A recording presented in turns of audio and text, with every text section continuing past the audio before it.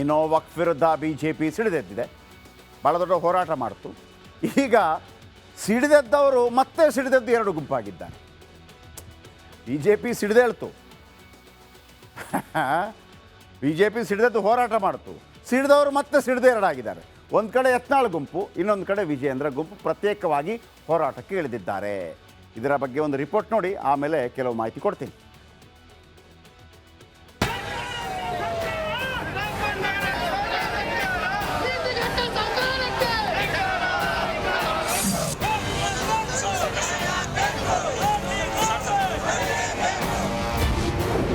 ವಕ್ಫ್ ವಿಚಾರದಲ್ಲಿ ರಾಜ್ಯ ಬಿಜೆಪಿ ಇಬ್ಬಾಗ, ಯತ್ನಾಳ್ ಹೋರಾಟ, ಕಮಲ ಪಡೆ ಒದ್ದಾಟ.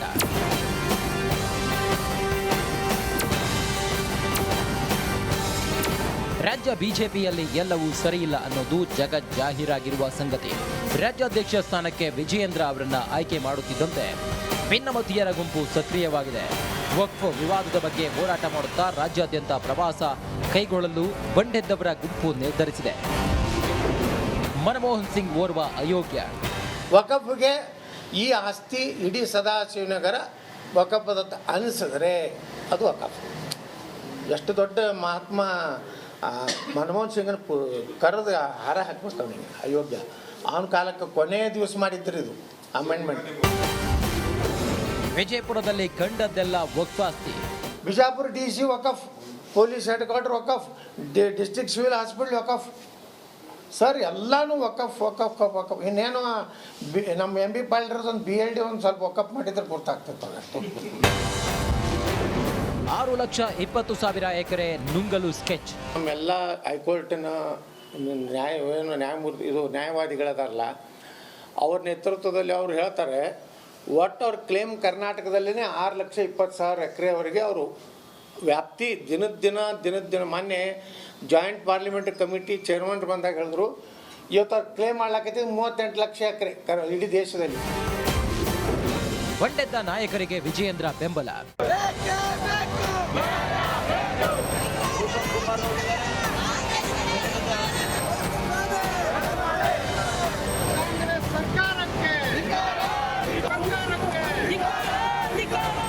ವಕ್ಫ್ ರೈತರ ವಿಚಾರವಾಗಿ ಯಾರೇ ಹೋರಾಡಿದ್ರೂ ಬೆಂಬಲವಿದೆ.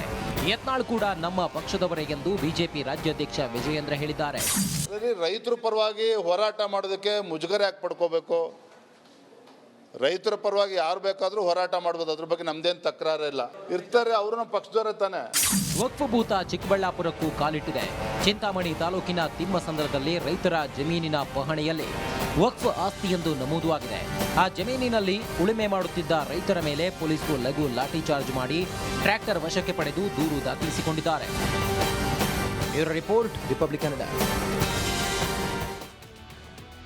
ಎರಡು ಬಣಗಳಿದ್ರೂ ಕೂಡ ಅಲ್ಲಿ ಯಾರು ವಿಜಯೇಂದ್ರ ಹೇಳಿದ್ದಾರೆ ಇಲ್ಲ ಮಾಡಲಿ, ಅವ್ರು ಮಾಡಲಿ ಅಂದರೆ ನಮ್ಮದು ಸಪೋರ್ಟ್ ಇದೆ ಅಂತ ಅನ್ನೋದು. ಆದರೆ ಇವರು ಒಂದು ವಾಲ್ಮೀಕಿ ವಿಚಾರಕ್ಕೆ ಸಂಬಂಧಪಟ್ಟ ಹಾಗೆ ಬಸವನ ಬಾಗೇವಾಡಿಯಿಂದ ಬಳ್ಳಾರಿಗೆ ಹೋಗ್ತೇನೆ ಅಂತ ಹೇಳಿದ್ರಲ್ಲ, ಆ ಬಸ್ಸು ಇನ್ನೂ ಸ್ಟಾರ್ಟ್ ಆಗಲಿಲ್ಲ. ಇದು ಕಾಲ್ನಡಿಗೆ ಅಲ್ವಾ, ಅದೇನೋ ಶುರು ಆಗೇ ಇಲ್ಲಪ್ಪ.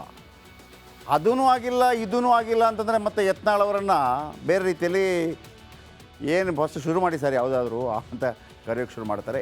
ಹೌ ನೋಡೋಣ, ಪ್ರತ್ಯೇಕ ಒಂದು ಏನೋ ಪ್ರತಿಭಟನೆ ಮಾಡ್ತಾರಂತೆ, ಕೇವಲ ಮಾತಿಗೆ ಸೀಮಿತವಾಗದೇ ಇರಲಿ. ಇನ್ನು 10 ದಿನದಲ್ಲಿ ವಕ್ಫ್ ರೂಲ್ಸ್ ಬ್ಯಾನ್ ಆಗತ್ತಂತೆ, ಅಂದರೆ ತಿದ್ದುಪಡಿ ತರ್ತಾರೆ ಅಂತ. ಮೋದಿ ಸರ್ಕಾರ ವಕ್ಫ್ ಬಿಲ್ ಬದಲಿಸೋದು ಫಿಕ್ಸ್ ಆಗಿದೆಯಂತೆ. ಅಧಿವೇಶನದಲ್ಲಿ ವಕ್ಫ್ ತಿದ್ದುಪಡಿ ಬಿಲ್ ಪಾಸ್ ಆಗತ್ತೆ ಅಂತ ಅಮಿತ್ ಶಾ ವಿಶ್ವಾಸ ವ್ಯಕ್ತಪಡಿಸಿದ್ದಾರೆ. ಕಂಡ ಭೂಮಿ ನಂದು ಅಂತ ವಕ್ಫ್ ಹೇಳುವಂತಿಲ್ಲ.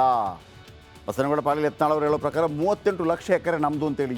ಏನಿದು, ಪಾಕಿಸ್ತಾನ ಆಯಿತು, ಬಾಂಗ್ಲಾದೇಶ ಆಯಿತು, ಇನ್ನೊಂದು ಬೇರೆ ಏನಾದರೂ ಮಾಡ್ತೀರ ಹಿಂಗೆ? ಯಾರ್ರೀ ಅಂತ ಕಾನೂನನ್ನು ಮಾಡಿದಂಥವರು? ಅದು ಕೊನೆಯ ದಿನದಲ್ಲಿ ಮನಮೋಹನ್ ಸಿಂಗ್ ಅವರು. ಎಂಥ ದ್ರೋಹ ಇದು! ವಕ್ಫ್ ಬಿಲ್ ಬಗ್ಗೆ ಗೃಹ ಮಂತ್ರಿ ಅಮಿತ್ ಶಾ ಅವರು ಬಾಂಬ್ ಹಾಕಿದ್ದಾರೆ. ಇಂಡಿ ಕೂಟ ವಕ್ಫ್ ತಿದ್ದುಪಡಿಗೆ ವಿರೋಧ ಮಾಡ್ತಾ ಇದೆ, ಆದರೆ ಇಂಡಿ ಕೂಟದ ಕನಸು ನನಸಾಗುವುದಿಲ್ಲ. ಬಡವರ ಭೂಮಿಯನ್ನು ಮುಸ್ಲಿಮರಿಗೆ ನೀಡುವ ಹುನ್ನಾರ ನಡೀತಾ ಇದೆ. ಇದಕ್ಕೆ ತಿದ್ದುಪಡಿ ತಂದೇ ತರ್ತೀವಿ, ಅದು ಸಂಸತ್ತಿನಲ್ಲಿ ಪಾಸ್ ಆಗತ್ತೆ ಅನ್ನುವಂಥ ವಿಶ್ವಾಸ ವ್ಯಕ್ತಪಡಿಸಿದ್ದಾರೆ. ಇನ್ನು ವಕ್ಫ್ ವಿರುದ್ಧ BJP ಸಿಡಿದೆದ್ದಿದೆ, ಭಾಳ ದೊಡ್ಡ ಹೋರಾಟ ಮಾಡ್ತು. ಈಗ ಸಿಡಿದೆದ್ದವರು ಮತ್ತೆ ಸಿಡಿದದ್ದು ಎರಡು ಗುಂಪಾಗಿದ್ದಾರೆ. ಬಿ ಜೆ ಪಿ ಸಿಡಿದೇಳ್ತು, ಬಿ ಜೆ ಪಿ ಸಿಡಿದದ್ದು ಹೋರಾಟ ಮಾಡ್ತು, ಸಿಡಿದವರು ಮತ್ತೆ ಸಿಡಿದೇ ಎರಡಾಗಿದ್ದಾರೆ. ಒಂದು ಕಡೆ ಯತ್ನಾಳ್ ಗುಂಪು, ಇನ್ನೊಂದು ಕಡೆ ವಿಜಯೇಂದ್ರ ಗುಂಪು ಪ್ರತ್ಯೇಕವಾಗಿ ಹೋರಾಟಕ್ಕೆ ಇಳಿದಿದ್ದಾರೆ. ಇದರ ಬಗ್ಗೆ ಒಂದು ರಿಪೋರ್ಟ್ ನೋಡಿ, ಆಮೇಲೆ ಕೆಲವು ಮಾಹಿತಿ ಕೊಡ್ತೀನಿ.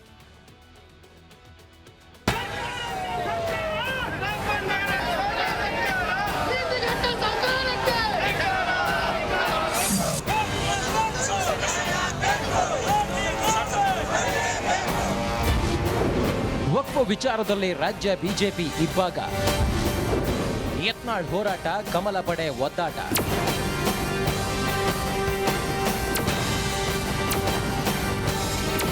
ರಾಜ್ಯ ಬಿಜೆಪಿಯಲ್ಲಿ ಎಲ್ಲವೂ ಸರಿಯಿಲ್ಲ ಅನ್ನೋದು ಜಗಜ್ಜಾಹೀರಾಗಿರುವ ಸಂಗತಿ.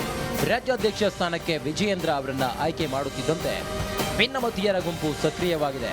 ವಕ್ಫ್ ವಿವಾದದ ಬಗ್ಗೆ ಹೋರಾಟ ಮಾಡುತ್ತಾ ರಾಜ್ಯಾದ್ಯಂತ ಪ್ರವಾಸ ಕೈಗೊಳ್ಳಲು ಬಂಡೆದ್ದವರ ಗುಂಪು ನಿರ್ಧರಿಸಿದೆ.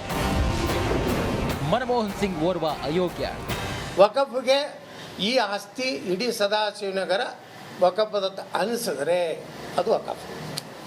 ಎಷ್ಟು ದೊಡ್ಡ ಮಹಾತ್ಮ ಮನಮೋಹನ್ ಸಿಂಗನ ಕರೆದು ಹಾರ ಹಾಕ್ಬಿಡ್ತಾವನಿಗೆ, ಅಯೋಗ್ಯ. ಅವನ ಕಾಲಕ್ಕೆ ಕೊನೆಯ ದಿವಸ ಮಾಡಿದ್ರು ಇದು ಅಮೆಂಡ್ಮೆಂಟ್. ವಿಜಯಪುರದಲ್ಲಿ ಕಂಡದ್ದೆಲ್ಲ ವಕ್ಫ್ ಆಸ್ತಿ. Bijapur DC Waqf, police head quarter Waqf, district civil hospital Waqf. Sir ಎಲ್ಲನೂ ವಕಫ್ ವಕಫ್ ವಕಫ್. ಇನ್ನೇನು ನಮ್ಮ MB ಪಾಲ್ಡರ್ದು ಒಂದು BLD ಒಂದು ಸ್ವಲ್ಪ ವಕಫ್ ಮಾಡಿದ್ರೆ ಗೊತ್ತಾಗ್ತಿತ್ತು ಅಷ್ಟು.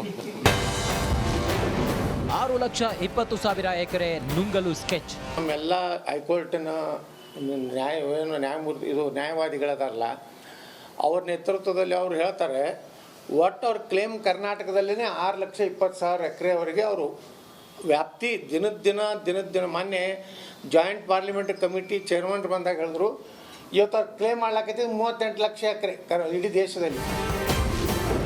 ಬಂಡೆದ್ದ ನಾಯಕರಿಗೆ ವಿಜಯೇಂದ್ರ ಬೆಂಬಲ.